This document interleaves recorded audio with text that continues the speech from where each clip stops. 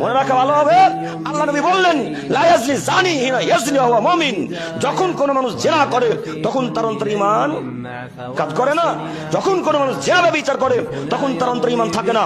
বলো যুবক, তুমি সিয়াম থাকা অবস্থায় দুপুর বেলা, আসরের সময়, মাগরিবের পর, এশার পর, ফজরের পর দিন রাত তোমার গার্লফ্রেন্ডের সঙ্গে চ্যাটিং করছো, বলো যুবক তখনও তোমার ঈমান আছে? তখনও তোমার ঈমান আছে? তখনও তুমি বলছো আমি তাহাজ্জুদ পড়ি? তখনও বলছো যে আমি পরেজগার মানুষ? অসম্ভব, কখনো নয়।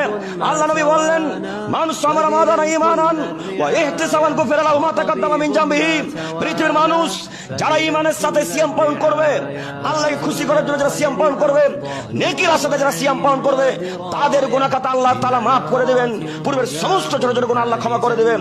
বলো যুবক, গার্লফ্রেন্ডের সঙ্গে চ্যাটিং করা অবস্থায় ঈমান থাকেনি? যখন তুমি কথা বলেছো তখন তোমার অন্তরে ঈমান নেই। যখন তুমি জিনা করেছো তখন তোমার অন্তরে ঈমান নেই। যখন তুমি মেসেজ করছিলে তখন তোমার অন্তরে ঈমান ছিল না। আর ঈমান না থাকলে সিয়ামের নেকি পাওয়া যাবে না।